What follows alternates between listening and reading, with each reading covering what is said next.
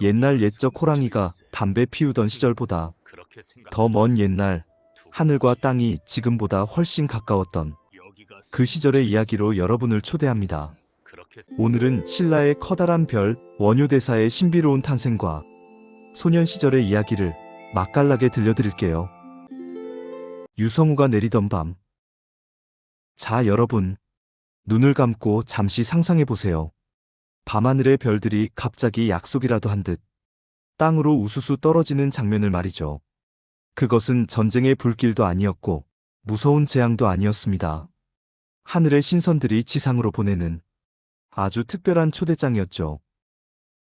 여보게, 오늘 밤 신라 땅에 아주 물건이 하나 태어날 모양일세. 구름이 신선들이 바둑판을 내려놓고 구경할 정도로 떠들썩했던 그 밤. 과연 어떤 아이가 태어났기에 온 우주가 이토록 술렁였던 걸까요? 파격과 자유, 그리고 깨달음의 아이콘. 원효대사의 파란만장한 판타지 모험기가 지금 시작됩니다. 채널 고정하고 끝까지 함께 해주세요. 훗날 우리 역사는 그를 성인 중의 성인, 우리 민족의 스승으로 기록하게 됩니다. 바로 원효대사입니다. 당시 불교는 그를 아는 귀족들만의 전유물이었습니다. 어려운 한자로 된 불경은 평범한 백성들에게는 먼 나라 이야기였죠. 이때 원효는 과감하게 절문을 박차고 나옵니다.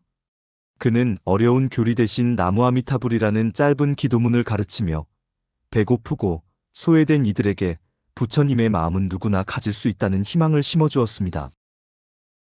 지식의 문턱을 낮춰 온 나라가 하나의 마음으로 숨쉬게 만든 것입니다.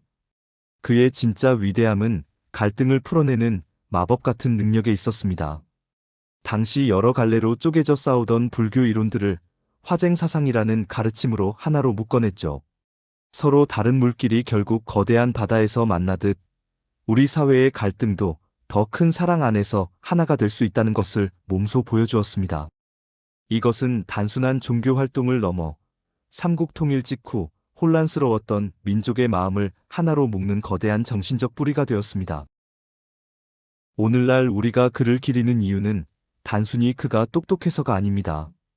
높은 자리를 버리고 가장 낮은 곳에서 사람들의 눈물을 닦아주었던 따뜻한 인간미 때문입니다. 경계 없는 사랑으로 시대를 치유한 원효대사. 이제 그의 파란만장한 삶의 기록들을 하나씩 들여다보겠습니다. 전설의 밤, 밤나무 아래에서 피어난 꽃. 신라의 암양군, 지금의 경산 땅에 아주 평범하지만 마음씨 착한 부부가 살고 있었답니다. 어느 날 만삭의 몸이었던 어머니는 길을 가다가 갑자기 배가 아파오기 시작했어요. 산통이 얼마나 급했던지 집까지 갈 겨를도 없이 길가에 서 있던 거대한 밤나무 아래에 자리를 잡았지요. 그런데 참으로 기이한 일이 벌어졌습니다.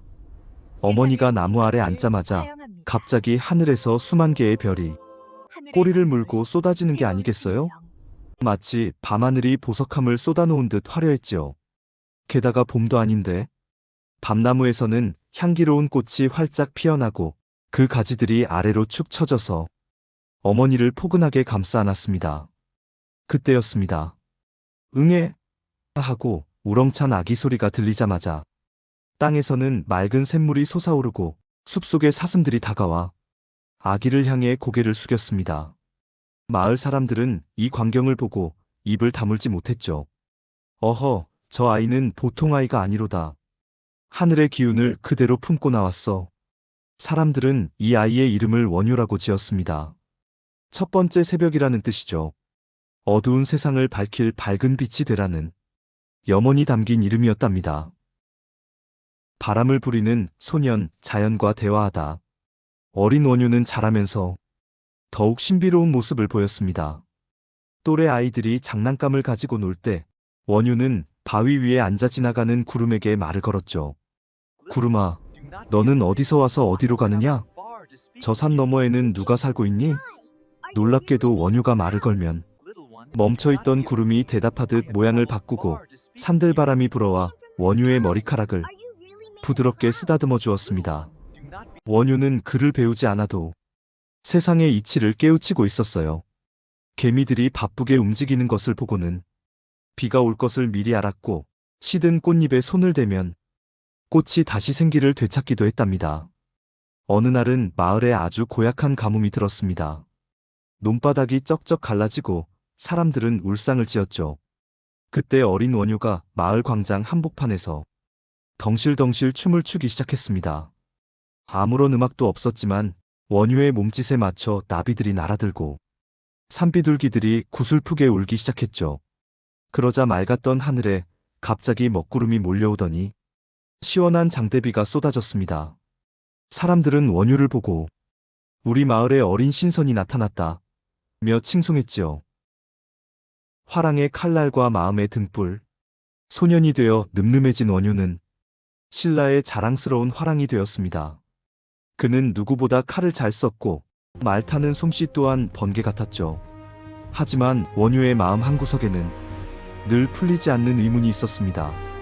전쟁터에서 돌아오는 길, 그는 보았습니다. 어제까지 함께 웃던 친구가 싸늘한 주검이 되어 돌아오고 집을 잃은 백성들이 길거리에서 울부짖는 모습을요. 원효는 자신의 빛나는 칼날을 내려다보며 생각했습니다. 이 날카로운 칼로 사람의 목숨은 끊을 수 있어도 사람의 고통은 끊어낼 수 없구나. 참된 승리란 무엇일까? 남을 굴복시키는 것일까? 아니면 모두가 평화롭게 웃는 세상을 만드는 것일까? 원효는 결단을 내렸습니다. 화려한 화랑의 옷을 벗어던지고 대신 낡은 누더기 옷을 입었습니다.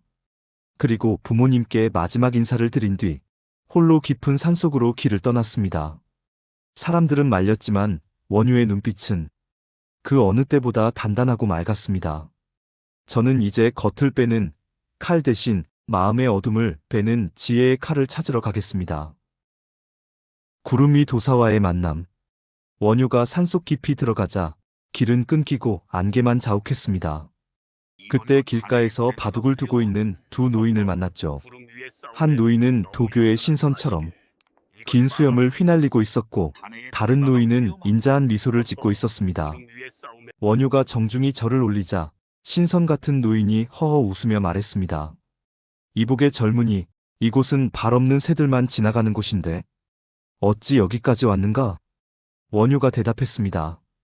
길이 없어 길을 만들며 왔습니다. 세상의 모든 괴로움을 없앨 방법을 찾고 싶습니다. 노인은 바둑알 하나를 툭 던지며 말했죠. 보이는 길은 다 막혔으나 보이지 않는 길은 내 마음속에 뚫려 있느니라. 그 길을 찾으려거든 먼저 네가 누구인지부터 잊어버리게나. 이 알쏭달쏭한 말 한마디가 원효의 가슴에 깊은 울림을 주었습니다. 원효는 그날 밤 폭포수가 떨어지는 동굴 속에 자리를 잡고 앉았습니다. 차가운 물소리가 온몸을 적셨지만 그의 가슴 속에서는 뜨거운 불꽃이 타오르기 시작했습니다. 이것이 바로 위대한 성자 원효의 첫 번째 수행이었습니다. 마무리 및 다음 예고. 자, 오늘 이야기는 여기까지입니다. 하늘의 별을 따서 태어난 소년 원효가 안락한 삶을 버리고 고행의 길을 선택한 그 숭고한 용기, 정말 멋지지 않나요? 하지만 여러분, 이건 시작에 불과합니다.